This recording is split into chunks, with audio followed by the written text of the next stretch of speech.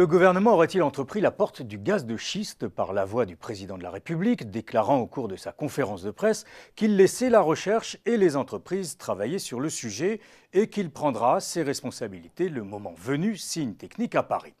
Des déclarations, en tout cas, qui prennent une résonance particulière dans le contexte du débat national sur l'énergie, et alors que les États-Unis, grâce au pétrole et gaz de schiste, pourraient atteindre d'ici 10 ans l'autonomie énergétique. Pour en discuter, j'ai invité aujourd'hui Jean-Louis Beffa, Senior Advisor pour l'Asie de la Banque Lazare, ancien PDG de Saint-Gobain jusqu'en 2007 et souvent présenté comme un des porte-drapeaux parmi le monde des affaires de la cause énergétique dans notre pays. Bonjour Jean-Louis Beffa, merci d'avoir accepté notre invitation sur Xerfi Canal. Alors, comment interprétez-vous les propos du président de la République? Faut-il y voir un revirement, ce qui pourrait s'apparenter donc à un changement sur l'interdiction du gaz de schiste? Est-ce que ce serait la ligne Montebourg, dont vous êtes proche, on dit que vous êtes un des visiteurs du soir d'Arnaud Montebourg, qui l'aurait emporté sur une ligne plus productiviste et réaliste sur la question énergétique?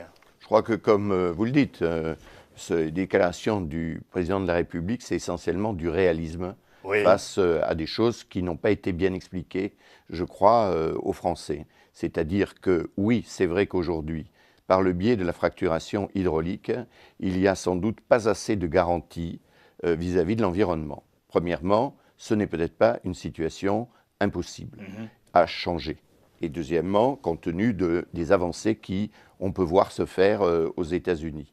Et la deuxième chose, c'est que c'était à mes yeux complètement aberrant, mais vraiment aberrant par rapport à toute approche d'interdire de même faire des recherches.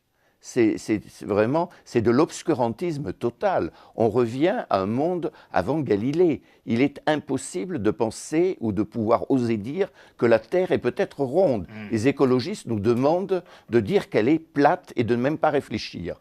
Et donc de ne même pas réfléchir qu'elle puisse contenir des gaz et des pétroles de schiste. Alors, avant que nous ne faisions un petit point, si vous voulez, sur les réserves estimées aujourd'hui dans le monde, et singulièrement en France, peut-être nous parler un peu des recherches. Selon vous, vous êtes ingénieur du corps des mines, vous connaissez bien le sujet.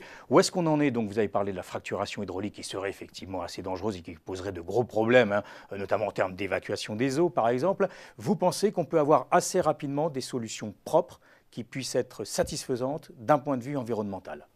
Écoutez, oui, d'abord j'ai travaillé quand j'étais jeune pendant 7 années à la direction des carburants au ministère de l'Industrie et ensuite j'ai un diplôme de l'Institut français du pétrole justement dans l'exploitation du gaz et du pétrole. Donc c'est un sujet que je connais tout de même un tout petit peu. Oui, je crois qu'il est possible d'utiliser d'autres fluides que l'eau pour fracturer et la roche. En plus, je pense que ces fractures peuvent être contrôlées pour ne pas donner de risque pour les nappes phréatiques, mais ce sont encore des technologies expérimentales, bien que sur certaines d'entre elles, comme celle du gaz de pétrole liquéfié, eh bien, il y a des milliers de pluies déjà qui ont été faits et qui sont exploités, qui prouvent que cette technologie est faisable. Alors, ce que je vous propose, Jean-Louis Beffa, c'est que nous regardions les derniers chiffres qui ont été compilés par Xerfi à travers Alexandre Mirly-Courtois, le directeur des études chez Xerfi, pour voir où on en est sur ce dossier donc, du gaz de schiste rouvert, semble-t-il, en termes de réserves dans le monde, je le disais, et singulièrement en France.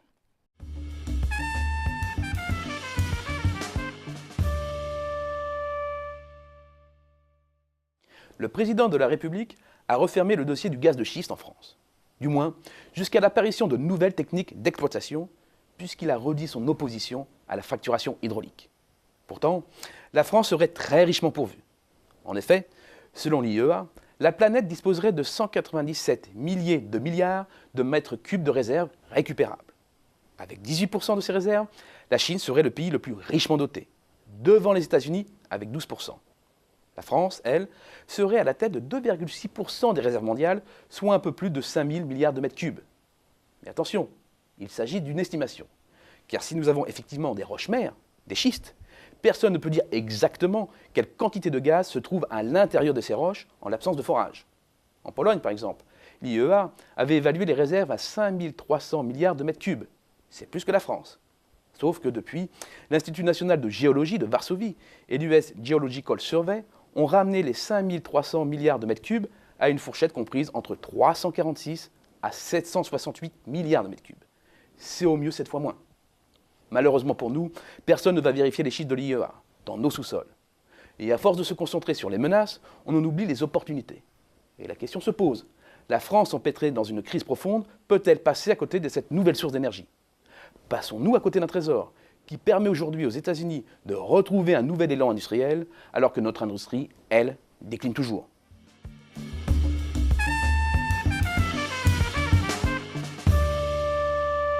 Alors, Jean-Louis Beffa, est-ce qu'on est aujourd'hui dans l'idée d'une rupture de la carte énergétique mondiale? On l'a vu avec les chiffres là sur les États-Unis qui pourraient devenir un géant industriel encore plus important grâce à cette autosuffisance. On est face à un risque majeur de rupture de compétitivité avec les États-Unis s'ils persistent dans cette voie.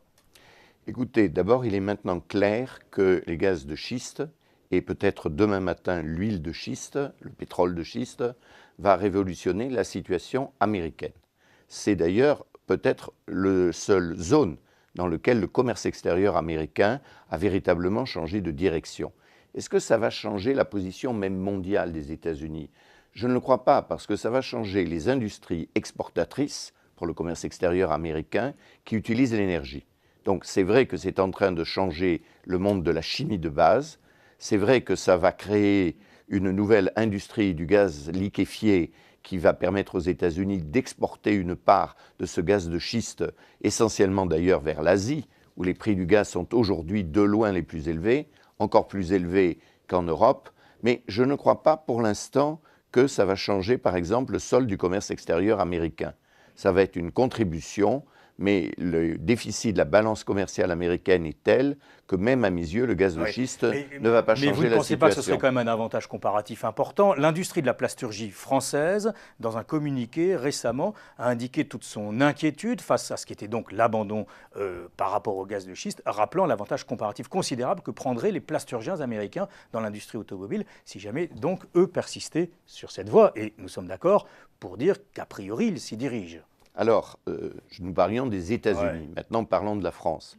Pour la France, l'utilisation des gaz de schiste, étant donné notre considérable déficit extérieur. Oui, 50 milliards rien que sur le pétrole. Et qui vient pour une autre part d'un déficit dans les biens d'équipement qu'il serait extrêmement difficile de combler, un déficit dans l'achat de biens de consommation électronique, tous les iPads que nous achetons et rien de semblable, que je ne vois pas comment on va à nouveau les produire sur le sol français. Et donc, si on réfléchit à ce qui peut être produit sur le sol français en ayant un impact significatif, alors je ne sais pas quel sera l'impact, c'est très difficile de le chiffrer, mais on peut vraiment penser qu'il est de l'ordre de 10 milliards d'euros, peut-être 25 milliards d'euros.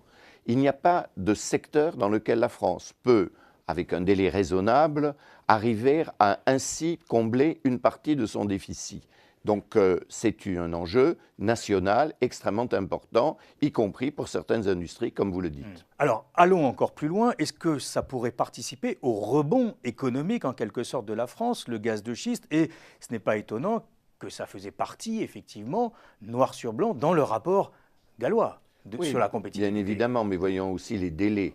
Il n'est pas pensable, même si on s'engageait presque maintenant, d'avoir un impact significatif avant une dizaine d'années. Donc ça ne répond pas au problème à court terme français. Alors, concernant l'industrie, vous êtes souvent présenté comme un capitaine d'industrie, je le disais, porte-drapeau de la cause énergétique au sein du big business, au sein du monde des affaires. Alors, qu'est-ce que vous préconisez? On pourrait avoir une recherche en partenariat aujourd'hui, en PPP. Je sais que les PPP n'ont plus la cote, mais est-ce qu'on pourrait les ressusciter aujourd'hui concernant la recherche et donc les jalons pour l'extraction en France? Oui, d'abord, je ne défends pas spécialement la cause des grandes entreprises. Je crois que je défends plutôt la cause du consommateur français qui paye très cher son énergie.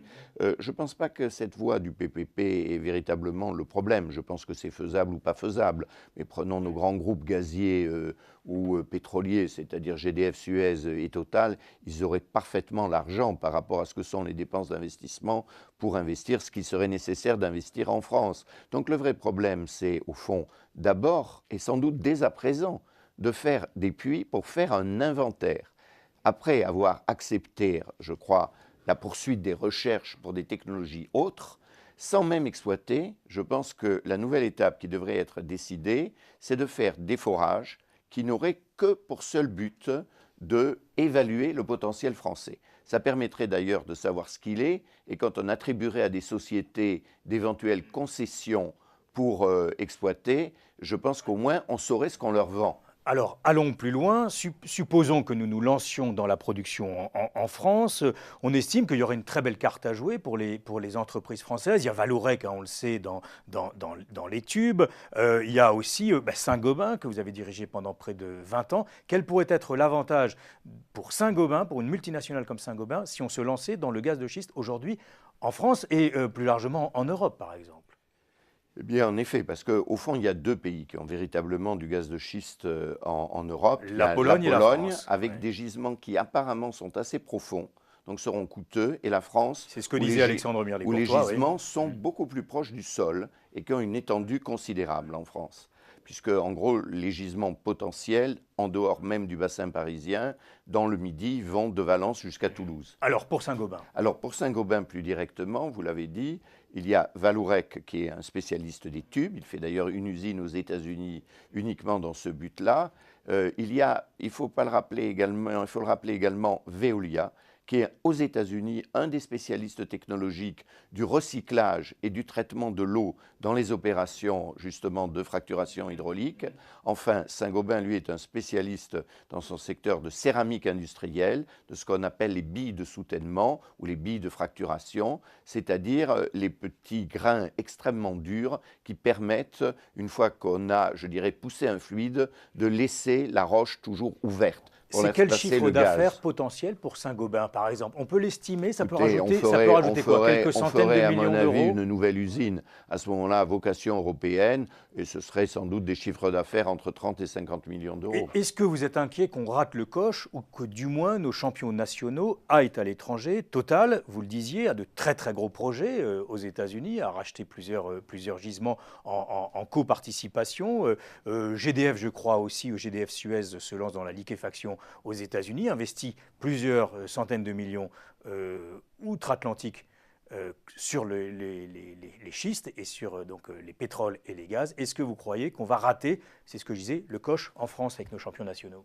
Je ne suis absolument pas inquiet, comme dans d'ailleurs beaucoup de domaines, sur les champions nationaux français. Je suis inquiet sur la France. Ouais. Mais les champions nationaux en France. Mais les champions nationaux en France, pour l'instant, on les empêche de faire. Ouais. Donc eux, tant mieux, ils vont avoir une expérience étrangère, et puis comme ça, ils seront préparés le jour où la France changerait de politique. Ouais. Le problème n'est pas en France, le problème de nos grandes entreprises. Elles continuent à être leaders. Simplement, il y a une déconnexion entre leurs compétences et les problèmes de notre pays. Ouais. Alors, Jean-Louis Beffa, est-ce qu'il ne faut quand même pas avertir sur le risque de spéculation qui peut exister? Ça se pratique aux États-Unis. On dit que les coûts de revient aujourd'hui sont bien supérieurs aux coûts de vente sur le marché des gaz de schiste. Est-ce qu'on ne risque pas d'être face à un miroir aux alouettes et qu'on se réveille tous bien déçus, bien désappointés sur les gaz de schiste? L'AIE ne dit pas autrement quand elle dit que si on veut faire une vraie révolution énergétique, il faut qu'elle soit durable et soutenable. Oui, mais ça, c'est un phénomène extrêmement classique. Quand il y a un secteur qui est attiré à un moment, il attire trop d'investissements. À ce moment-là, les gens ayant trop investi, mais ayant investi lourdement, sont obligés de vendre, non pas à leur prix de revient, mais en dessous de leur prix de revient. Et puis, cette situation va se régulariser. Aujourd'hui, le prix du gaz américain est autour de 2,5, on appelle ça dollars, par la MBTU, c'est l'unité. Oui, c'est une unité britannique. De l'avis général, je pense que le prix directeur de revient du gaz de schiste américain sera autour de 4 à 5.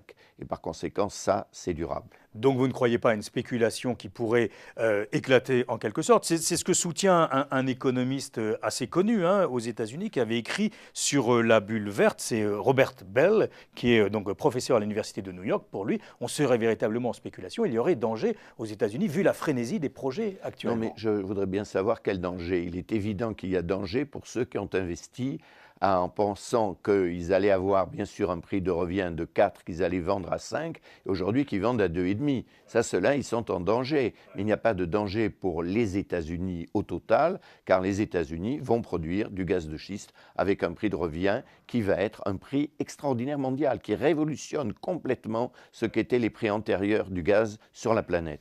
Bon, on n'en a pas trop parlé, mais pour abonder dans votre sens, Christian Bataille, député socialiste du Nord et vice-président de l'Office parlementaire d'évaluation des choix scientifiques et technologiques, a estimé, et il en faisait le pari, que de toute manière, le gaz de schiste sera exploité en France. On commence à avoir, ou avec le gaz de schiste, on aurait une vision énergétique globale qui pourrait vous satisfaire? Absolument pas encore.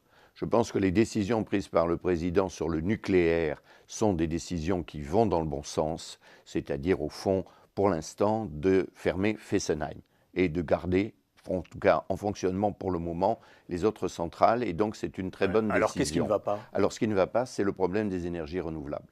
On est en train de défendre la progression en France des énergies renouvelables.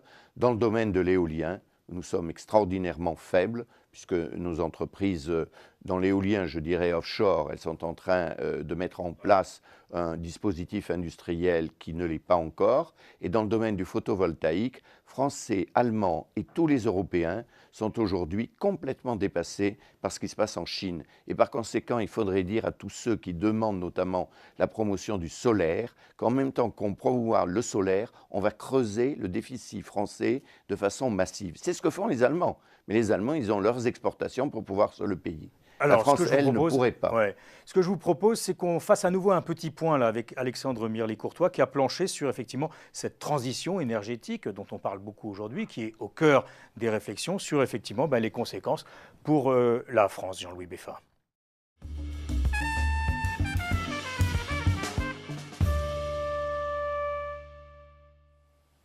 Très vite, après la catastrophe de Fukushima, l'Allemagne a annoncé sa volonté de renoncer au nucléaire. Très vite, de nombreuses voix se sont élevées en France pour remettre en cause le choix du nucléaire. Des voix pour se demander si la voie allemande n'était pas le chemin à suivre. En réalité, le problème est d'emblée mal posé. La question n'est pas tant d'être pour ou contre le nucléaire, la question est de déterminer quel bouquet de production d'énergie peut satisfaire les trois enjeux fondamentaux de toute transition énergétique. Premier enjeu, garantir la sécurité des approvisionnements. Le deuxième, maîtriser les coûts. Et le troisième, lutter contre le changement climatique. Tout cela dans un contexte où l'existant a un rôle fondamental. La durée de vie des moyens de production s'étale en effet sur des décennies.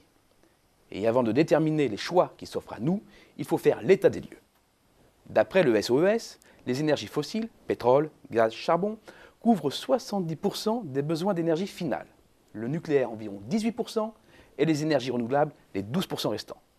Un mixte énergétique très particulier qui fait la part belle au nucléaire. Un mixte qui permet à la France de limiter sa facture pétrolière, mais aussi de disposer d'un prix de l'électricité attractif, notamment pour les entreprises. Jugez plutôt, l'écart va de 29% avec le Royaume-Uni, autre grande puissance nucléaire, pour grimper à près de 80% avec l'Allemagne et même jusqu'à 84% avec l'Italie.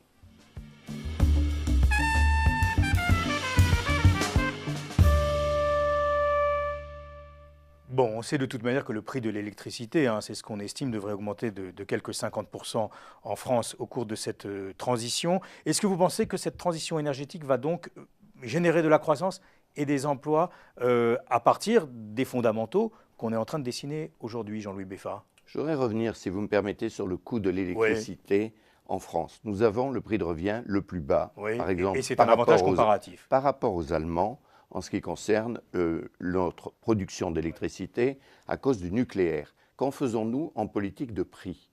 Le consommateur français, c'est-à-dire les ménages, payent leur électricité en moyenne la moitié du consommateur allemand. Les entreprises petites, c'est-à-dire celles qui ne consomment pas énormément dans le monde des entreprises, payent leur électricité environ 20% de moins que l'Allemagne. Et l'Allemagne donc paye plus cher. Par contre, pour les électro-intensifs, c'est-à-dire là où l'électricité compte dans le prix de revient, eh bien les Allemands font un tel prix à leur industrie qu'au total, leur industrie paye l'électricité moins de, disons, de l'ordre du français ou 5% moins cher. Donc vous voyez la position française.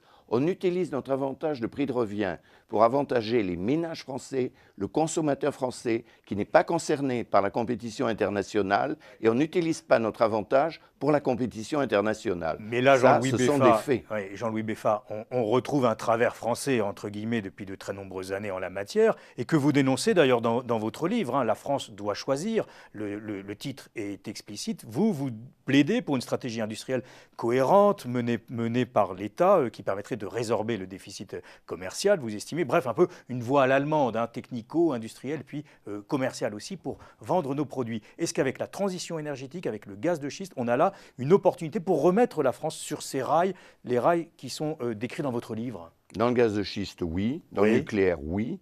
Dans les énergies renouvelables, pour l'instant, absolument pas. Et c'est ça qu'il va falloir regarder. Peut-on encore, et c'est le problème européen et pas seulement français, par exemple, bâtir une filière photovoltaïque?